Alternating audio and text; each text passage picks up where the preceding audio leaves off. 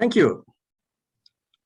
Well, first I want to thank you for inviting me to this. It's a big honor to speak in this community here, and a big pleasure as well. You have exaggerated in the introduction one point. My experience and enthusiasm for Bloch actually has not been lifelong. My making music is lifelong. I only discovered Bloch in the early 80s, but I'll talk about that. Well, you mentioned that I'm Swiss. I was born in Basel. It's a city of long cultural history that goes 2,000 years back to the Roman times. It has a music school and conservatory that also has an old tradition. The music school where I was taught piano lessons had also one branch which was specialized in old music, the Schola Cantorum, which some of you may have heard about. My teacher there was Klaus Linder. He was an excellent teacher. And when I was about 16 years old, I had to take a decision. He was to become the director of the then newly founded conservatory. And I had to decide if I wanted to stay with him, and he would take me. He told me I would myself to become a professional piano student. My problem was that I was not good at playing by heart. We had at this school, we had to perform once per year in a public concert, and we had to play our pieces by heart. And each time I got so nervous that I lost the thread, and my teacher, who was sitting next to me, had to put up the sheets on the stand so that I could finish my piece. This was not forbidden, and we didn't fail in any way, but it was kind of a traumatic experience, and it showed me that I presumably would not have the nerves for a professional career as a musician. So I decided that I wanted to keep music as a hobby and do something else. And then I have become a physicist. But I have been playing chamber music all of my life since then. And when you play chamber music, you're allowed to play. You have to play from the sheets, from the notes, using the score, especially the pianist who has to see what the others do. So that was fine with me. And actually, I was then rather specializing in sight reading, which is helpful for chamber music. And I didn't have to play by heart. And music has been accompanying me all my life. I've been accompanying many singers with the big repertoire for voice and piano that you all know. I have also been singing in choirs. So music has been an important part of my life. That being said, I think I can go over to my presentation. I will have it on PowerPoint, and I will now share the screen.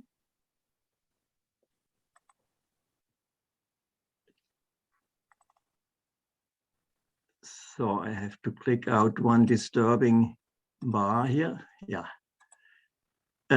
If I now appear to speak over your heads, please excuse that, but my eyesight has become fairly bad, so I can't really read well what is on the screen of my laptop, which is down here, and the camera is on the laptop, but I have to look above it on the big screen for being able to read what I've written and to see what I want to show you. I go now to the full screen mode. So before talking about the Poème Mystique, let me show a few pictures. This is Ernest Bloch, the mountaineer. And I show this because this reminds me a lot about my father, who was a very enthusiastic mountain climber. He has been on all the highest peaks of Switzerland. And actually, there's quite some resemblance. This is Bloch's house at Agate Beach, which we visited in the year 2007. That was the year when I had the Bloch fever after having read the huge biography by Levinsky and Dijon. The house was closed at the time. The plaque above the entrance said, "Welcome to Seacrest Lodge." It belonged to some church organization, and I think it served mainly as a meeting place for scouts and people of that congregation, perhaps. It was not a church, but it was owned by a church. So if we couldn't go into the house, we just tried to peek into the windows. But what we enjoyed most was the view from the terrace and looking out to the Pacific Ocean. It's the view that Ernest Bloch himself liked so much. We went up there together with my wife in 2007 when I had a sabbatical at Reno, Nevada, and we took our rented car and drove up to Agate Beach to see this house. Here is the house where Bloch lived in the 30s. In Switzerland, that is the Italian-speaking part, Ticino, in the south of the Alps. Metal plate, just which is behind the gate, which you may see down here on the left of at the entrance. This plate says that Bloch, in Italian, that Bloch lived here from 30 to 35 and composed mainly his sacred service. And across the valley there, you have the view of some nice rocky mountains called Denti della Vecchia, the teeth of the old woman. Bloch was, as you know, was a enthusiastic mountain climber, and he loved this area. And being away from big cities up in a little village there. Looking a little more to the southwest, we see far away the city of Lugano, one of the major cities of the Ticino. And you may just recognize in the mist there a little mountain, and behind that mountain, actually we have a summer house, which we inherited from my parents, and where I have stayed since more than 60 years. It's just about an hour's drive from there to Bloch's house in Roveredo, or where his house was. I'm not sure if it looked the same 90 years ago when he was there in 31 to 35, but that's at least the place where he lived. So we have the view towards Lugano here. So for those who don't know Switzerland so well, this is our country. L is the location of Lengnau, where Bloch's family came from. It's a little village where the Jews had their kind of own life there and were allowed to have their trade and have their income, which was in the 19th century was kind of an exception. Most places the Jews were not tolerated, but there they could live in peace. Then Ernest's parents moved from Lengnau to Geneva, which is down in the lower left here, surrounded by France. And in Geneva, he was born, he and his sister, and grew up. R is the place Roveredo in Ticino. This is the canton that is Italian speaking. It's surrounded by Italy, as you see. C is Châtel in France, where he stayed a little later in 35 to 38. Sometimes it's included in what is called his Swiss time, but actually it is in France, just across the Swiss border there, only a few kilometers away from the border. 2 months ago in the talk by, what's his name, Eric Johnson, we saw the same picture essentially taken in black and white, taken 90 years ago, with this characteristic hill and the slope there, with a few scattered houses. Now it's a very touristic place. And we tried to find the place where Bloch lived. Nobody knew the name of Bloch, or Ernest Bloch, as he would be called in French. We asked in the tourist office and several public places. Nobody had ever heard the name. So we couldn't find his house there. But at least we have seen the place where he lived. And that's where he composed, amongst others, his violin concerto and the piano sonata. So this is the content of my talk. Jesse has included that in his invitation, so I don't have to go through it in detail. You have seen it, or you can see it there if you look at that flyer. My story begins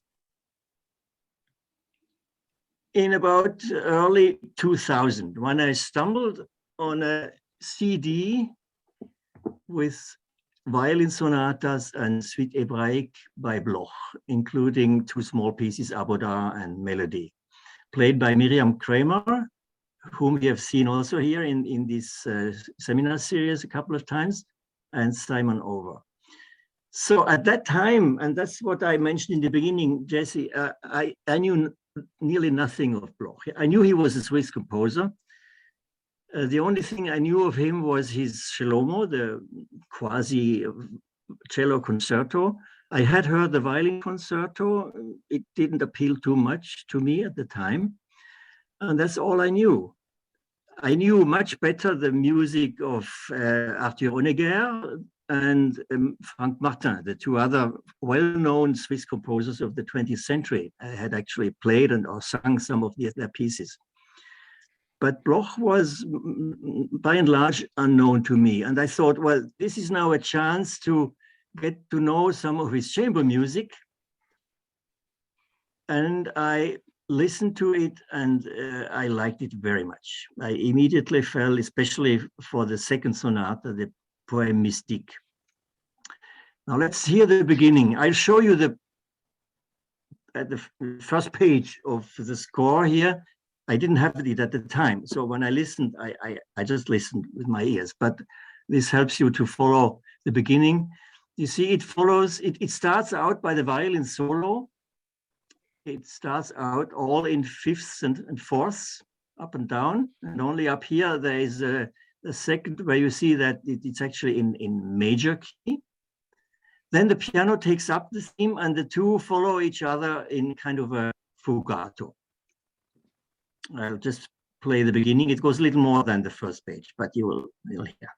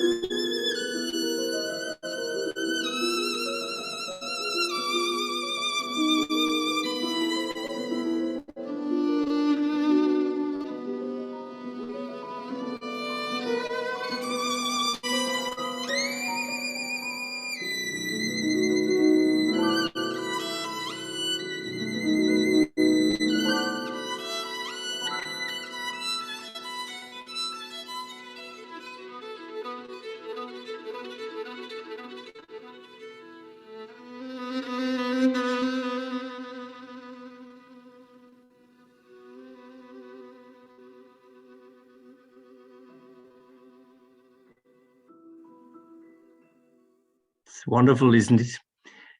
Beautifully played by both. But we don't have time for the whole piece. I'll just jump to the heart of the matter, so to say. Just by listening, I had the feeling that something very dramatic and emotional happens. It's in the central passage from about minute 10 to 12. This recording takes about 23 minutes. And so it's right in the middle, centerpiece. There is an immense crescendo happening there, accompanied by arpeggios of the piano. The violin plays the main theme, which we just heard in the beginning.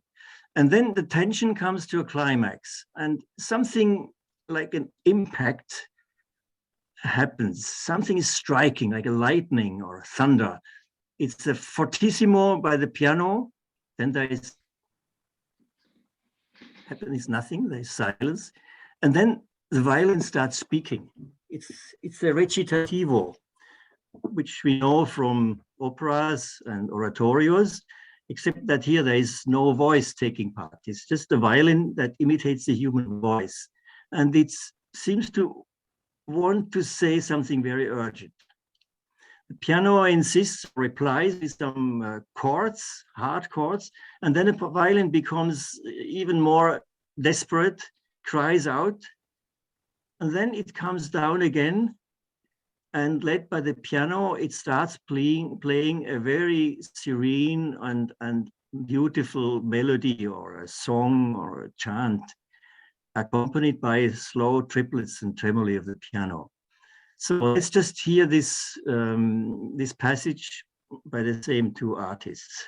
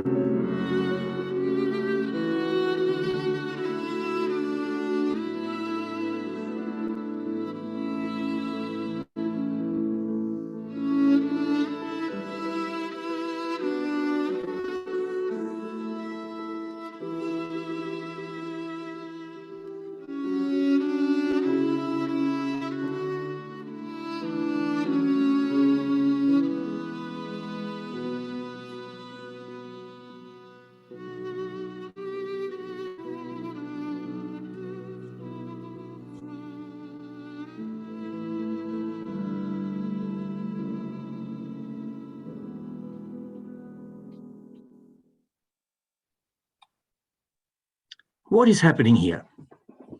And why did Bloch give the title Poème Mystique to this piece, to this work? I was becoming very interested, and besides liking it, the more I heard, I really wanted to find the score and look at it and try to play it myself and find out more about Bloch and his compositions. But until 2004, the printed score was not available. It had been printed in Munich by Leukart, but it had been destroyed by the Nazis because that was degenerate music. And it had been out of print for almost half a decade.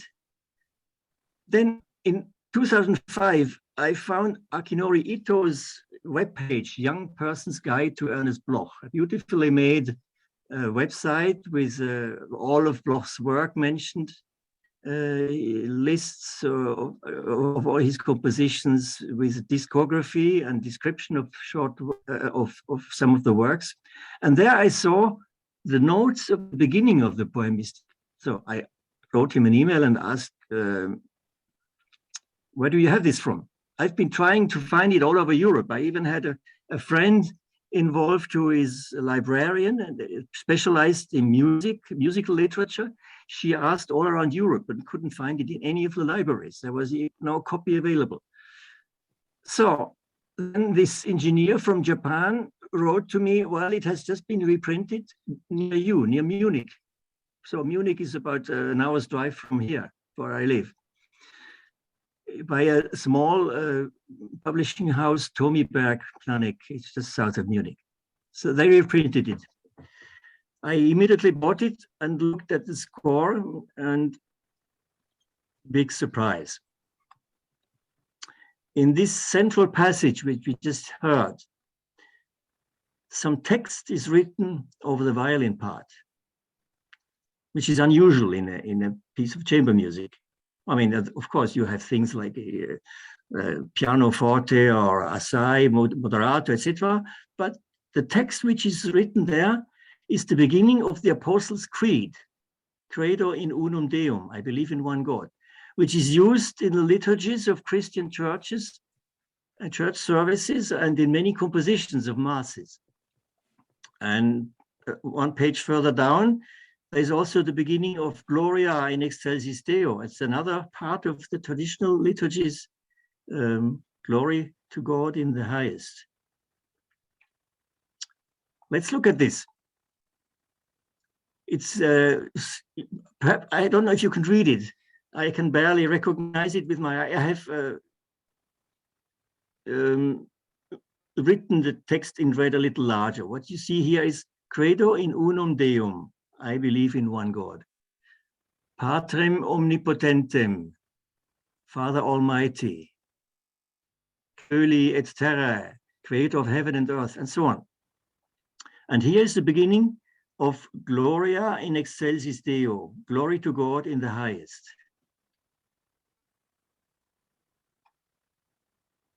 But there's more to it, because the melodies that are underneath the text, they are quotations, and they are quotations of Gregorian chant.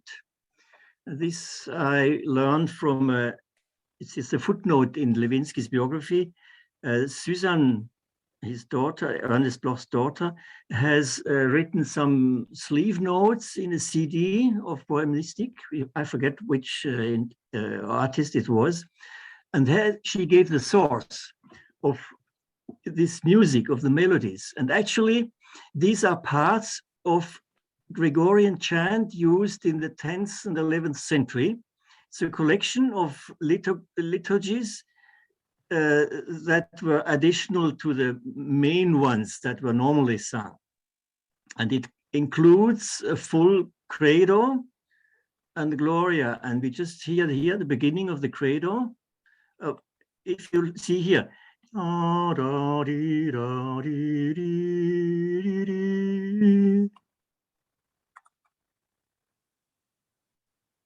Credo in unum Deum.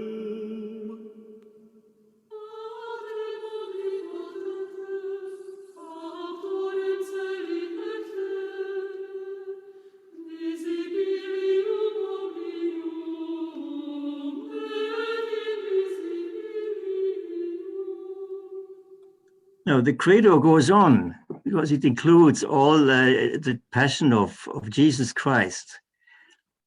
But he stops at this point. He stops quoting just the first part. I believe in one God, creator of heaven and earth, and of all the visible and invisible things. The Gloria is here. The red part is what is written, the text that is written in the score.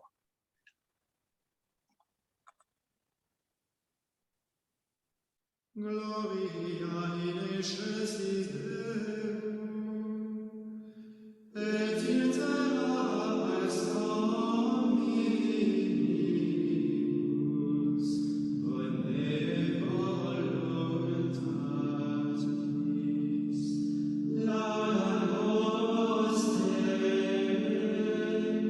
benedicimus te, adoramos te, glorificamos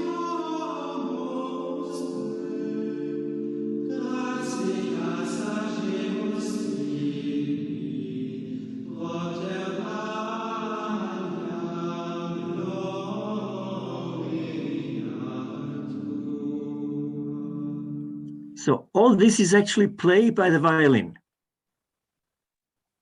He only wrote the text of the first sentence, but he used the full melody up down here. We'll hear it again and see it again in another interpretation. So note that the traditional liturgical confession stops before the words et in unum Deum Jesum Christum, and in the one Lord Jesus Christ. So what Bloch is quoting, we can say, is the common part that is common to Jews and Christians. We believe in the same God. And this may be taken as his kind of ecumenical confession. And then later is the Gloria in Excelsis Deo, which is has also been sung in many churches and is used in many compositions. And there he quotes a longer part of the melody. So these are exact quotations. In his Jewish works, Bloch has pointed out at several places that he did not quote full melodies. He used accents or motifs, but the melodies that he, for instance, that he used in the sacred service were his own invention. But here, he quotes these melodies in full. So my question then was, why does a Jewish composer quote these parts of the Christian liturgies? And even more, then I was interested in finding a biography of Ernest Bloch and find out about what brought him to compose that and to do that. Now, at that time, and I think still up to date, there was not a single biography found about Ernest Bloch in the German book market. There's no German biography. There is a German philosopher, Ernest Bloch, a Marxistic philosopher, but he has nothing to do with our composer. Now, it was again Akinori Ito, from whom I could learn something. He mentions this 4-volume biography by Joseph Lewinsky and Emmanuel Dijon, 4 volumes that came out in Geneva in the time from 1998 to 2005. It's a huge work of nearly 3,000 pages. So I started reading it, and I spent about a year reading through it from front to the bottom to the end. And during that time, I really lived and suffered with Ernest Bloch. Lived and suffered because he writes a lot about also his frustrations, his illnesses, and his problems. He's very frank in his letters. He was a very abundant writer. He could easily write a letter of 25 pages by hand, and not only one, but several per day. So he really wrote a lot. And when you read this, and the biography consists to about 2/3 of these quotations of his correspondence, then you really come to know him quite well, and so to say, from the inside. So this biography is actually quite unique. It is partly made up like a diary in the first person, where he tells about what happens in each period of his life. And then it's followed by all these excerpts of correspondence, lots of documents, pictures, photographs by himself, copies of concert announcements, of critics of concerts, of reports and things, cultural things that happened around him in these times. So it is a must for anybody who is interested in Ernest Bloch. Scholars, artists who perform, and I think even the family, the descendants, should know it and read it. Much later, I found another short biography in French by the Swiss scholar Jacques Chamkerten. He is in Geneva at the conservatory, and he's responsible for the collection of musical literature there. And that part of Ernest Bloch's work that is in Switzerland. And he wrote a small biography that confirms many of the things that are given by Lewinsky and Dijon. he emphasizes a little more the Swiss period of Ernest Bloch's life, the first years. I want to speak a little bit about Joseph Lewinsky, the main author of this biography. He was an amateur. He called himself a médecin mélomane, a medical doctor and music lover.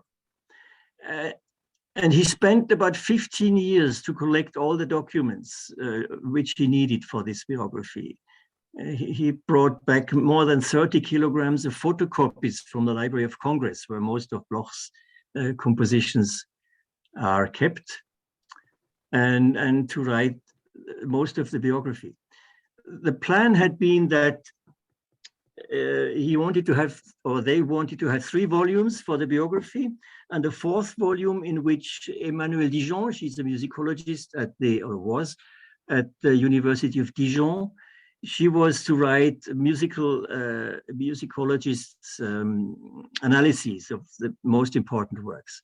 For some reason, it didn't come to that 4th volume, and her contributions then were just short descriptions of the works which were scattered around the biography and come at the appropriate places. And Lewinsky then just used the 4th volume for the rest of the biography, because he has so much material that he could easily fill the 4th volume. Each volume has more than 750 pages, so it's nearly 3,000 pages altogether. I had a chance of meeting Joseph Lewinsky. I could visit him twice. His son invited us, my wife and myself, to their residence in Saint-Maur, and we talked about Bloch and music and literature and painting and much more. And we kept corresponding until Joseph Lewinsky's death in 2017. So here's a picture of Jojo, as they called him, in his family, and myself in their garden in Saint-Maur, which is near Paris, the suburb of Paris. So now let's come to the composition of the Poème Mystique. The material which I'm quoting now is all taken from this biography. It was composed during Bloch's time in Cleveland, where he was the director of the Cleveland Institute of Music, which he also built up.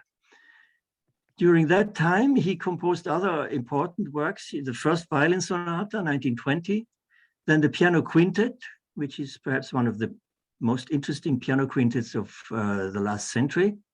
In the second movement, there is an andante mystico. We have the same adjective here again. Then there's the suite Baal Shem for violin and piano, very famous and typically Jewish music. The other works are not particularly Jewish compared to the Jewish cycle and the Baal Shem. And then 3 nocturnes, piano trio in 24. So that was some of the most well-known compositions of that period. Now, there were 2 motivations for him to compose the Poème Mystique. The first is that his first violin sonata, composed in 1920, was composed still under the influence of the First World War. It was very brutal and violent, as he called it himself. You hear an excerpt here by Heifetz, who was the first to record it.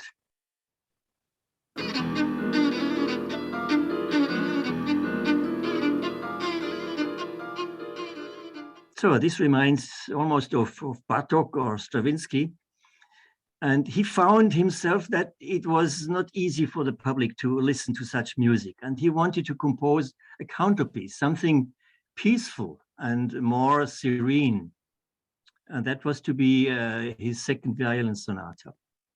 And then there was a period of intense crisis and illness in those early 20 years, 21, 22, 23. And following a breakdown which he had a very unusual dream. He called it strange, unreal, and ecstatic. But he didn't specify this dream any further. But we'll see later in the quotation that it is something that influenced him while he was composing the piece. The sonata was actually sketched in October 24 in Cleveland, but then he composed it during a stay at Santa Fe. He stayed there from, I think, 2 or 3 months, end of the year 1924. And he composed the Poème Mystique roughly within 10 days. It's in one movement.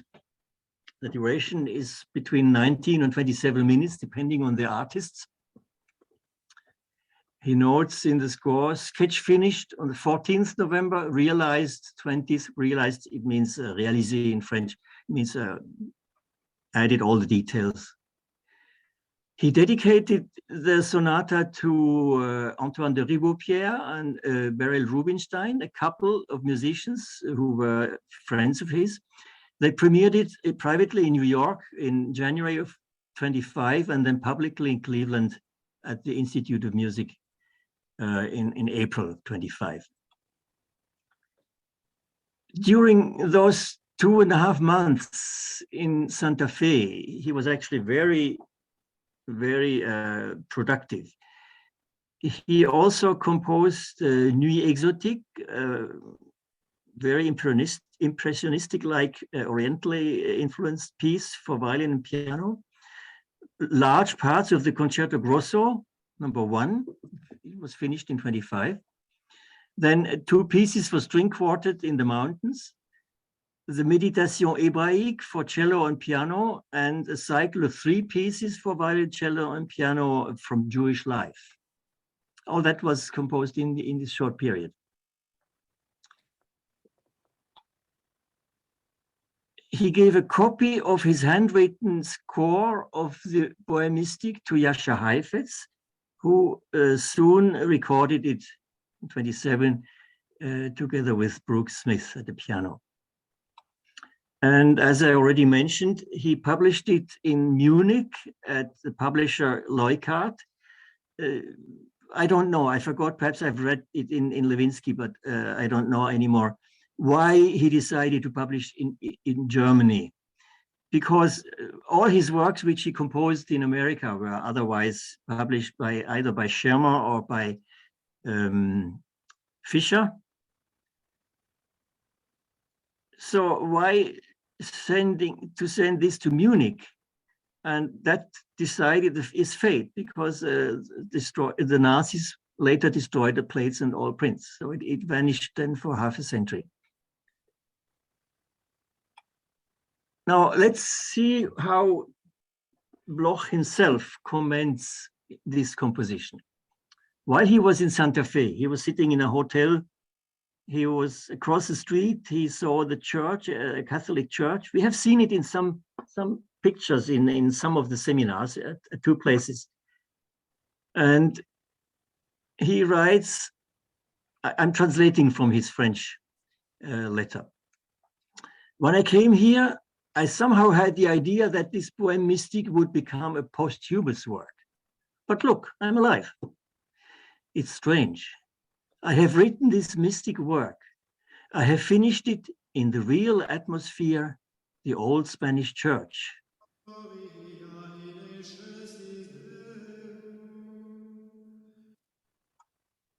Then 10 days later, he writes, I have, still to his wife, I have finished my realization last night at 11 o'clock. I was all alone in this intimate museum. It must be the hotel, which had apparently some collections like a museum. I enjoy the silence, the solitude of my work.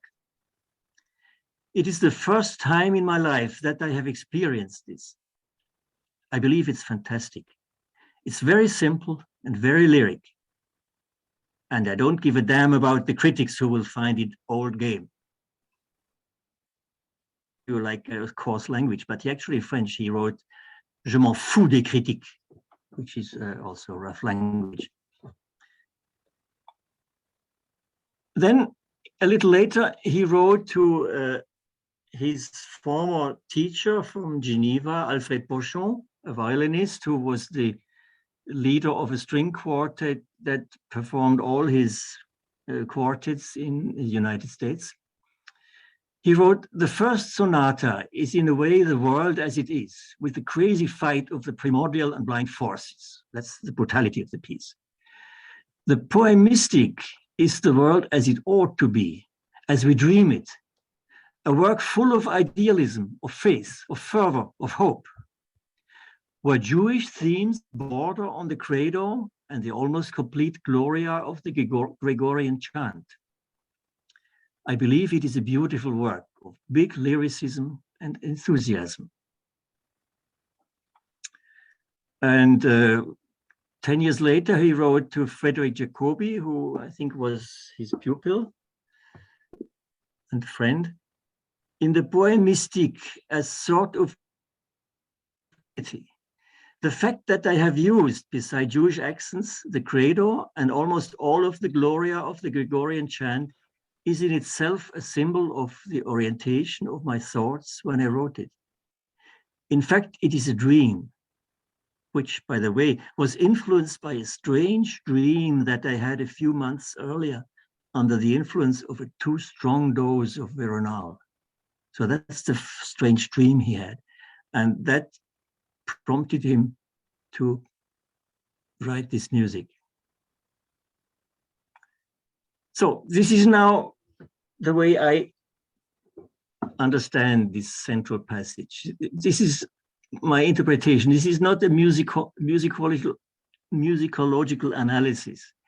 I just tell you what I feel and hear when I listen to it or when I play it. I remember Alex Knapp quoting Bloch's answer to somebody who asked him what he was expressing by his music. The answer is not verbatim, but in essence, what Bloch answered is, I can't tell you what I'm composing. I'm just composing music, but you tell me what you hear and feel. So that's what I'm doing. I tell you what I hear in his music. It's fiction, but supported by some of the facts we have heard about. I think that Bloch here describes a vision in which he encounters God. He hears the ringing of the church bells across the street, where he also had heard some Gregorian chant.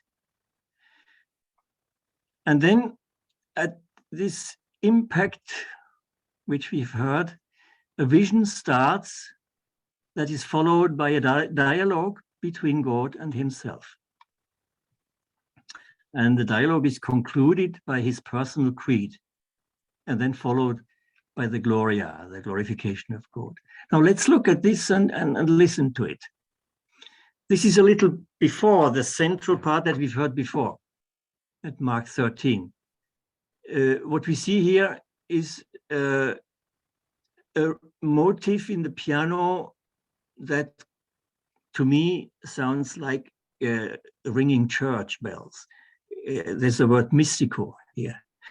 It's a motif of 4 tones, bum, bum, bum, bum, and then the deep tone, bum, bum, bum, bum, bum, bum, and this repeats. And then from the 3rd time on, there's another tone added to it. It's a downgoing, you see here, it's a downgoing enlarged 4th or diminished 5th, actually a tritonus, gives kind of a odd sound. Bum, bum, bum, bum, bum, and so on. And this increases in volume, it's slightly accelerated. Then the crescendo increases, the violin takes up this bells motif, this ringing motif, and then plays the main theme. And then he comes to the climax that we have heard. And we'll hear it. This is now our recording with David Peterhoff, who is here today. And I'll talk a little more about our recording later on.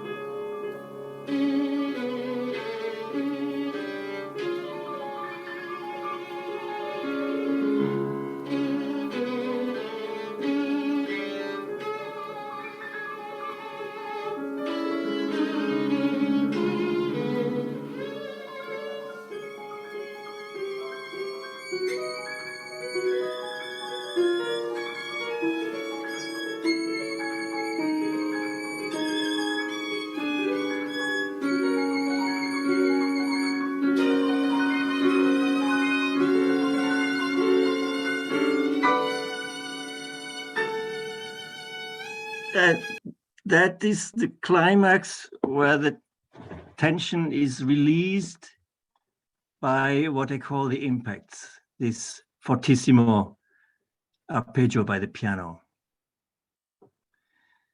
And now what starts here is what I think could be a dialogue. I put question marks because this is just surmise. It's my surmise.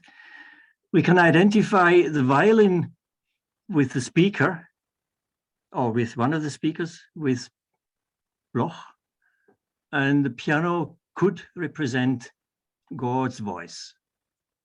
So after this impact, there is kind of a sudden silence, and there's a little something up there, and the piano could be like a question. Actually, this is a motif that has appeared earlier in a part that we haven't heard, which is taken up here. And then comes the recitativo by the violin. And you see here, it's hard to see, but it's written quasi recitativo. And this is in some form a kind of an answer of Ernest Bloch. An apology, lamentation, I don't know. Then the piano insists in a way with the call of the bells. Bum, bum, bum, bum, bum, bum. Violin becomes even more emotional and more desperate. And then in the left hand of the piano,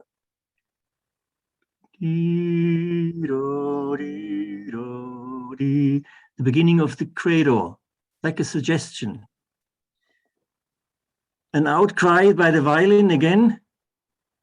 Then this is repeated in the treble of the piano, like a suggestion or consolation.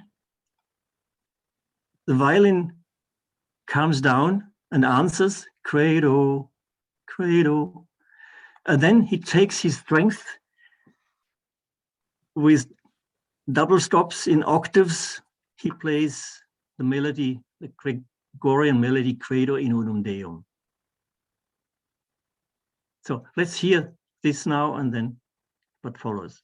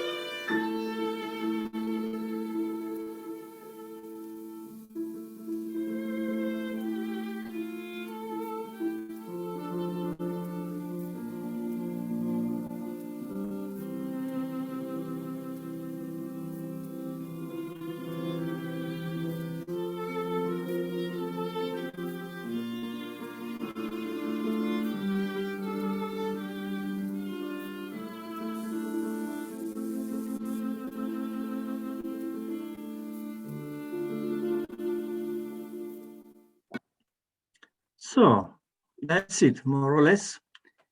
I'll just tell you quickly how we came to play and record this. I met David Peterhoff 2008. At that time, he was student of biochemistry at our university, and he was a long-time concert master of the Regensburg University Orchestra. He's now a virologist at the university clinic. David is an accomplished violinist. He may, in the discussion afterwards, tell you how he was educated on the violin and what he has performed. He played several of the big violin concertos with our university orchestra. I had a chance to play a Mozart piano concerto with the orchestra, or with the chamber music part of the orchestra.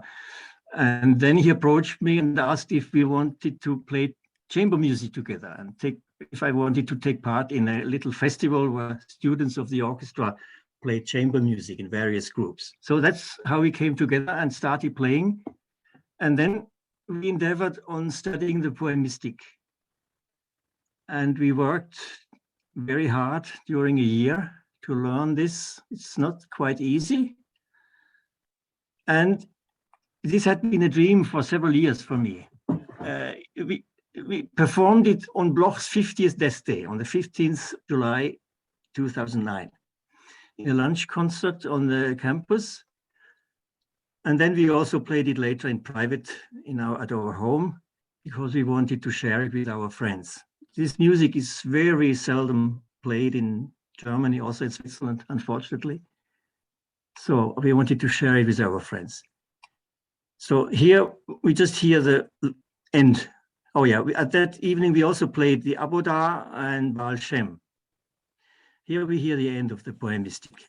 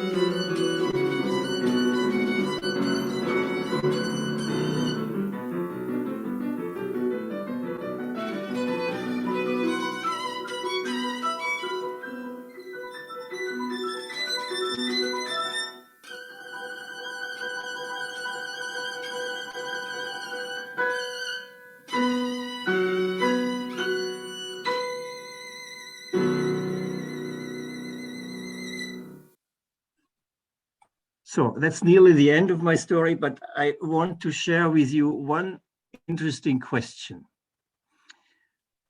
Just before it comes to the climax, where the impact starts, where the vision starts, we have two measures where the violin has just played the main theme and then goes up in steps of seconds from C sharp up to G sharp, which is the beginning tone of the cascade of the impact. Now here, the B is increased to a B sharp, as is shown here. Now, according to the rules of the game, this should hold for the whole measure until it's resolved. We have a B here in an octave of the piano. There is no, what is this sign called in English? I don't know. It is not resolved. Is it B sharp? Natural. There's no natural sign. Yeah. Is it natural? There's no natural sign, so it should stay a B sharp here. So as I mentioned, this climax here, which starts on G sharp, is reached from below by the violin. It goes up C, D, E, F, G, all with sharps, while the piano comes down from this B sharp A, which is resolved, to G. So it's D, D, D. Now, the problem is that's not what you hear. In all the 20 recordings known to me, including our own, the pianists play a B natural at this place, as if there were a natural sign in front of these two B's here. Here the recording by Heifetz.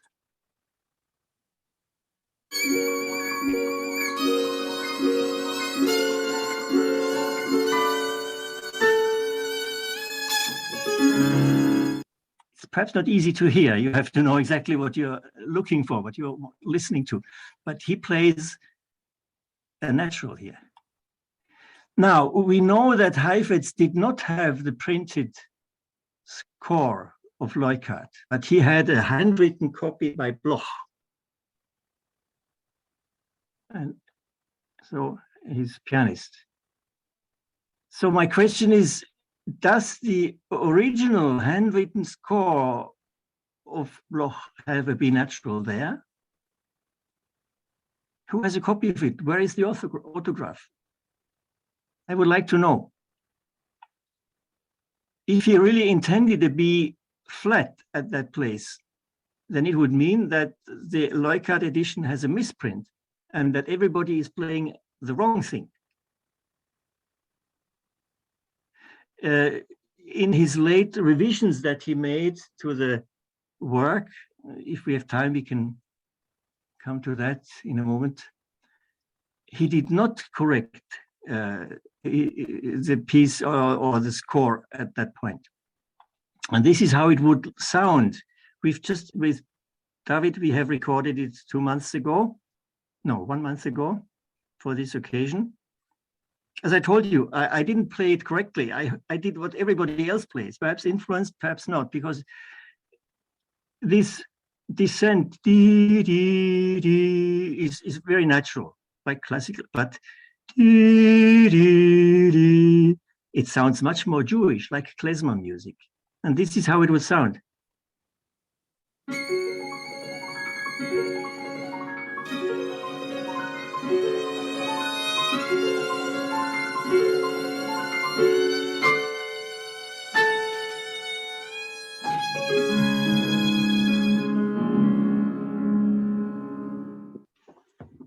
So the question is, was this Bloch's intention?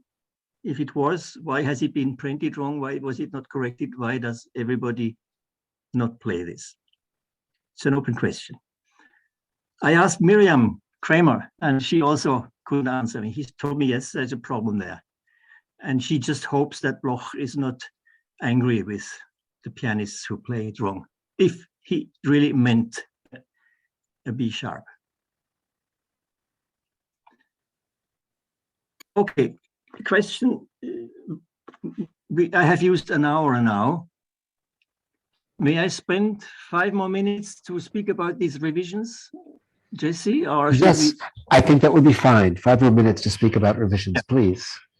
Okay, so after Bloch's death, Suzanne found some revisions which he had made to the score, just in handwritten. I think they are in Washington, in the Library of Congress. I wrote to them and asked to get copies, but they didn't answer. In these revisions, he did some cuts. He cut out 1 or 2 measures where there were long pauses or long-lying notes. Essentially, what he did is he replaced the tremoli of the piano by simple notes or chords. You can see here. Yeah, I should say that Sergio Schwartz, a violinist who is teaching at Columbus University in Georgia, or he did at least at that time, 10 years ago, he sent me a copy of his score because he obtained those handwritten corrections by Bloch from Suzanne Bloch. And he sent me a CD where they have interpreted it with these revisions. The pianist plays this version. So I first show you the original part here. This is a recording by a Belgian or French violinist, a woman, female violinist, which I find very nice too.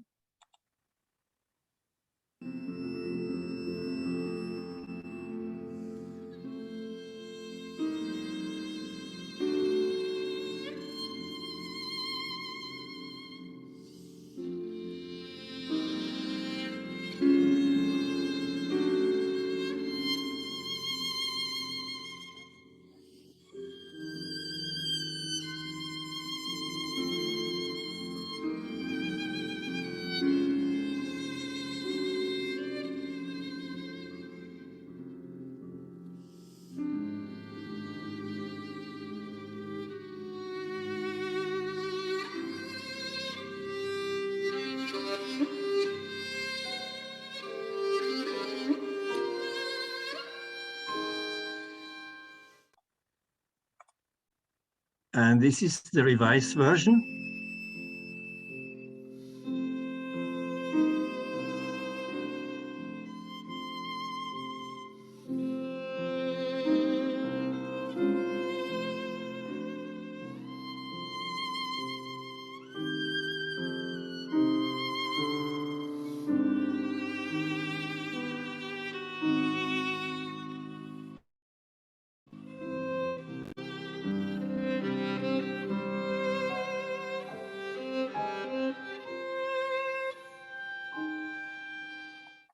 And similarly, at some later place, I'll start here with the revised version. It starts up here, and the regions come here. Again, the tremoli here are replaced by triplets in the piano.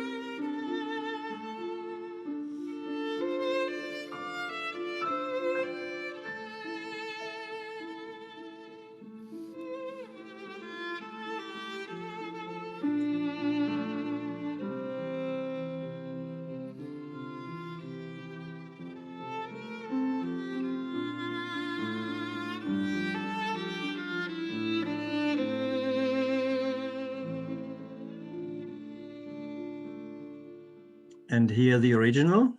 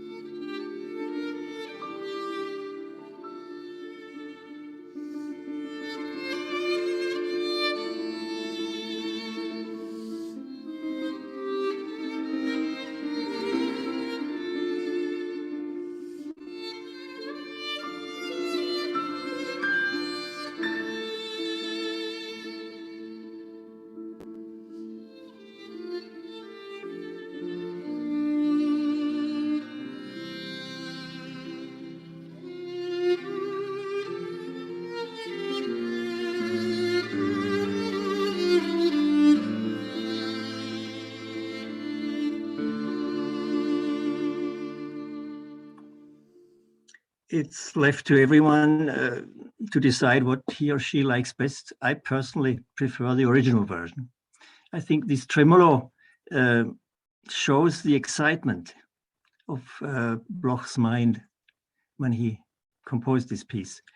Later, he may have found it too excited, and smoothed it out with the triplets, just continuing from here. But okay, but that's a matter of taste. Thank you for listening, and thanks also to these people. Thank you. Thank you so very much, Matthias Brack. Absolutely fascinating presentation on this piece. I'm grateful not only for what you shared in terms of knowledge and wisdom and commentary, but also for that really fine performance that we heard towards the end. Not only is that by far the best performance of a piece of chamber music by a theoretical physicist and a virologist that I've ever heard, but by any standard, really a very, very impressive rendition of that. So thank you all around. Before we open this up for questions and discussion, can I just ask one thing? Maybe you said it, but I didn't quite catch the detail. When was this revised version prepared? Do you know what year that dates from? I don't know. I don't remember. You see, my my vision is too bad to read these Uh-huh. 3,000 pages again. It's in I see. small print. Okay. I So it's could read it, mentioned in but the Levinsky. it was found after his death. Susan found these notes after his death. So he must have written it during his I latest years. see. I don't know if they are dated. I don't know. Okay. Do you happen to know this, Lucien, or does anybody else know? It's only been discovered after his death. Well, I think at the very least, one thing we've all learned from this is that we need a critical edition of this piece. Some editor who can sort out all of these textual complexities and the discrepancy between B natural and B sharp, and the evidence elsewhere, letters to Jacobi and others. Really a very fascinating, thought-provoking presentation. Well, let me open the floor to anyone with a comment or a question for Matthias Brack about the Poème Mystique. Well, I'll just say that I thought it was extremely interesting, your take on his conversation with God, possibly. From my understanding, which I grew up next door to my grandmother, and she talked about her father all the time, that would be very realistic to what I would attain to his personality, and how he had, a dream that would send him into into a writing flurry, and then having a conversation with God absolutely would make sense to me. But I It's will interesting ask to my hear. mom. I'll ask her anything that she knows about this piece, and any of the music that she has, because she has a lot of music. What's the oldest piece she has? Does she have any of the revised pieces? I'll see what she has, and I'll have her get in contact with you if she has any information. Oh, particularly if she or anybody else has the handwritten score, to see if there is a B natural there or a B sharp at that place. Yes, thank you. Thank you. This gets to one of the really interesting issues relating to this piece, namely the word mystique. And what does it mean to describe or designate a piece of music as mystic or mystical? And it's, as you pointed out, a word that Bloch used for other cases. It's not just this piece for violin.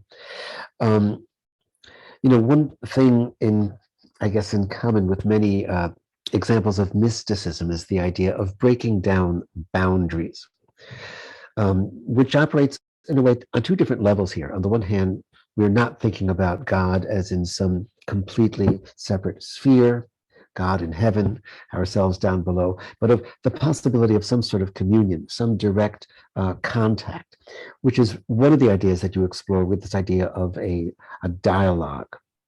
And then there's another sort of breaking down of barriers, namely between two different faiths. Insofar as Bloch is making use of Gregorian chant and quoting this credo, but only quoting so much of the credo as can be reconciled with the Jewish faith, that is, foregoing any venture into the Christological aspects of the credo. So another way in which mystical might mean breaking down barriers, or a point of intersection of two things often regarded as quite discrete, removed from one another. To get back to the dialogue question, I just wanted to clarify your own interpretation of that passage, which seems to have a lot to do with a part of this music that you feel sounds like bells, and was perhaps intended to suggest or evoke the sound of church bells. And maybe I could just ask you about that again and perhaps get other points of view. In what way is that passage actually bell-like? Since that does come fairly close to the heart of what you're saying about the dialogue interpretation. I was just curious to understand a little bit better what you have in mind when you compare that music to the sound of church bells ringing. It's hard to tell. I mean, I was just imagining him sitting there in the hotel. He saw the church. He had heard. I don't know if it's mentioned anywhere that he heard the bells ringing, but I remember having read that he heard some music coming from inside the church, and if any bells were ringing there, he would have heard them. I see. And well, this is it's perhaps just pure fiction, but at that point where I show the bells this motive, this huge crescendo starts and leads up to the central piece, and I just can't help hearing bells there. I see. And now that photograph that you shared of the place where Bloch was residing in Roveredo in the Ticino canton, is that directly opposite a church? Is there a church right there facing where Bloch lived? No, he's talking about when he was in Santa Fe. Oh, Santa Fe. The bells are in Santa Fe. I'm It's sorry. totally different. There's a little church in that, it's a small village, but it's Okay. it's not next to the house. It has nothing to do with. I see. It was in Santa Fe that he could see a church. We have seen it in. He took a lot of photographs of the Was church. it not Edison's talk? Did not you show? No, it was somebody else's talk. It was Eric Somebody Johnson. showed- The What? photographs. Eric Johnson showed the photographs. Okay. Of, Well, he showed it too. But Yeah. there was an earlier seminar in last summer or spring. I think you're right. Somebody mentioned that he made studies of the music of the Oh, Aborigines. Joshua Friedlander. Okay, yes. yeah, that's right, Joshua. Yeah. And he showed also the picture of that church, of the entrance of the portal of that church. Yes. So we have seen it twice. Okay. And he mentioned it after all. I mean, I quoted that piece where he says he was in that atmosphere of this old Spanish church. He was sitting, and he said he writes to his wife of the atmosphere of the church, Mhm. which influenced him while he wrote the piece. I see. Great. Thank you. And Alex, of course, I mean, Sorry. this Gregorian chant, it's not necessarily what he heard there. I mean, he was known to be a scholar of old music as well. And he just knew that old music. Sure. You know, this Kyrie Fons Bonifatis, for which the two parts are taken. He had known them, and he used them here. Good. Perhaps Alex Thank you. can help us Yes, somewhere here. Alex. Alex, please. Well, that was totally fascinating. Thank you so much. It just threw up so many interesting things that, you know, it would take a while to get through them. So I won't do that. But what I did want to say was, first of all, I hadn't heard the Poème Mystique for a long time. So I decided I would listen to the whole piece right through before your session. Do, by all means. Well, which I did. Yeah, good. And it was very, it was a little bit different from how I had remembered it, and so therefore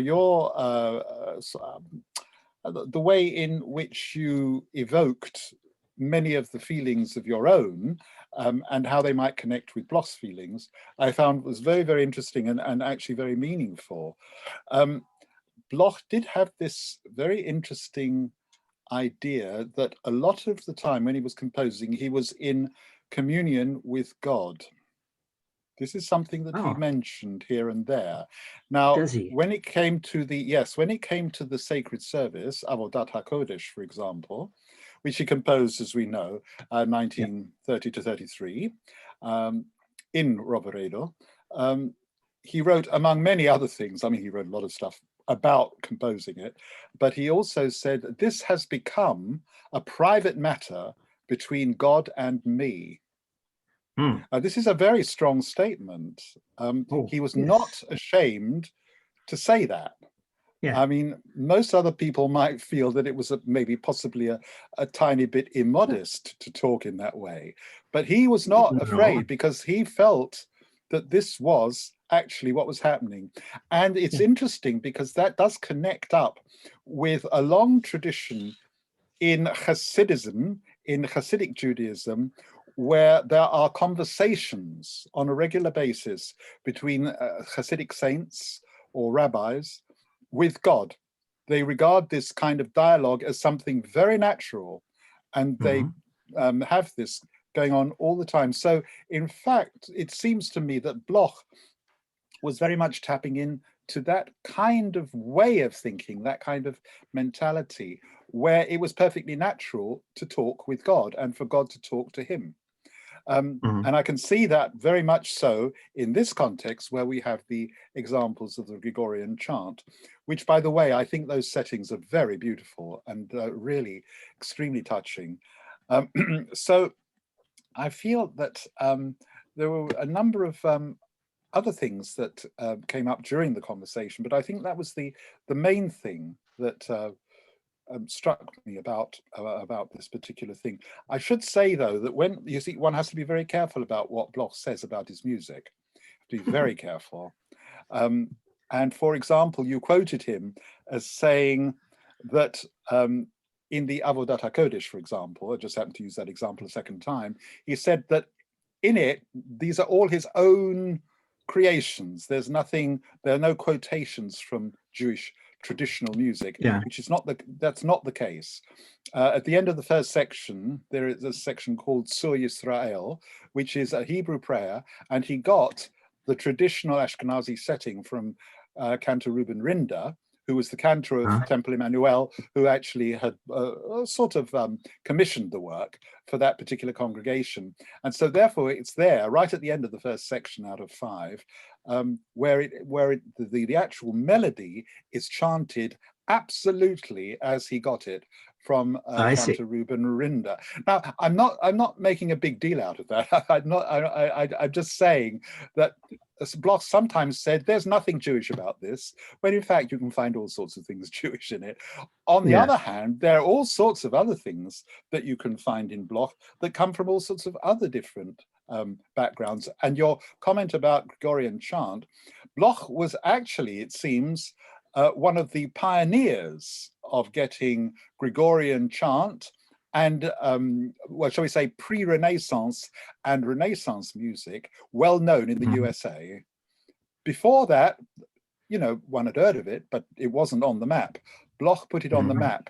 And that was followed up by his daughter Suzanne, who became the president of the Lute Society, and she was very much involved in propagating all the music, as we know.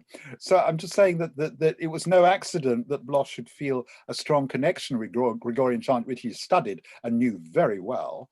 There's no surprise that it should have appeared in this particularly meditative work, and which I think it was handled with such delicacy and such sensitivity.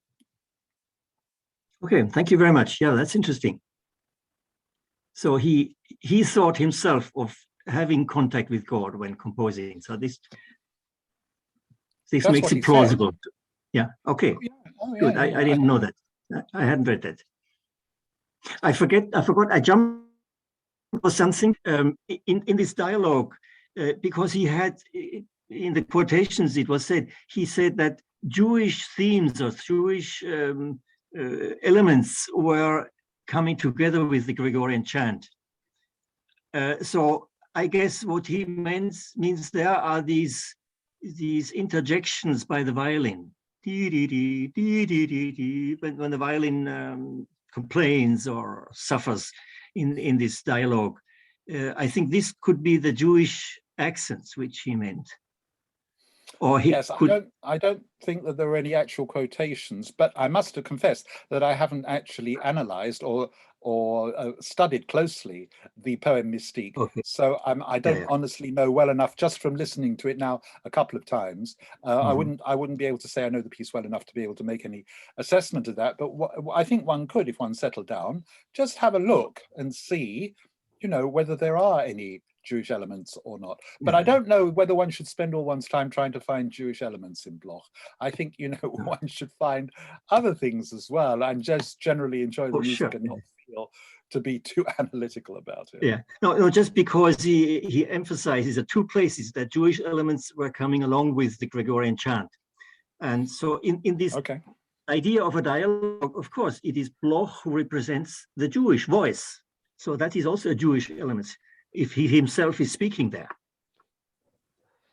Except, if I could just jump in for one moment, the actual locution he uses is a little different. He doesn't refer to Jewish elements, but Jewish accents, which is a very ambiguous way to talk about, whatever might be Jewish in this piece alongside the Gregorian chant. And I was going to ask Alex if you have any notion of what he meant by using that particular word, accents. What are Jewish accents? Well, I can answer that just to the best of my ability in one quick statement, that the word accent is ambiguous.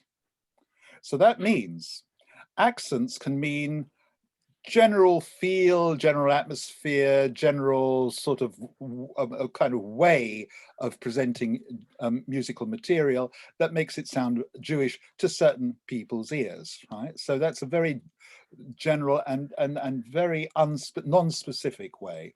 On the other hand, accents of biblical recitation are very specific. They are the actual melodic motifs that are used in chanting of the Bible. Chanting in the traditional manner in the synagogue of the Bible, according to lots of different traditions, but nevertheless, it is a fixed tradition. It's not improvised. It's very, very something that needs to be studied very seriously for people, especially boys learning for their bar mitzvah, girls for their bat mitzvah, if they want to chant the Bible correctly. So in that sense, accent means something that was finalized about 1,000 years ago by certain scholars in the Middle East, who then finalized the way in which the way in which the Bible should be chanted. But of course, it varied in different parts of the diaspora. So you've got one very specific definition, and you've got one very vague, sort of impressionistic way of looking at, musical expression. Yeah, if I just may switch back quickly to that page of my presentation. Can you see here, this which is encircled in red? That's the voice of the violin here. This da da dee da dum da da dee da da da dum, or these rising movements, da da da dee dum da da da dee dee dee da da da da dee dee da dum. Could these be accents in that sense? May I jump in? I would say where you've got those very rapidly ascending arpeggios, da da da ti, this is something that this kind of figuration, it was something that Bloch very often used when he wanted to evoke the shofar, the ram's horn, which is one of the old traditional instruments that's played during the Jewish High Holy Days, and which goes back to temple times. So da da da dee, anything that rises in fifths or fifths plus augmented fourths or diminished fifths, either rising, and sometimes it can be falling. It's usually rising, and especially when it's very staccato, da da da da, that sort of thing. That is something that he might have intended as a Jewish feature. Okay, so that's perhaps what he meant, yeah. Because otherwise in the piece, there's not much of this type of Jewish accents. It's just the centerpiece where it comes. Right. Yeah. I'm fascinated. I'd love to do a proper, thorough sort of study of it and see what I can find. It'd be really interesting. Find a student to do it. Yeah, absolutely.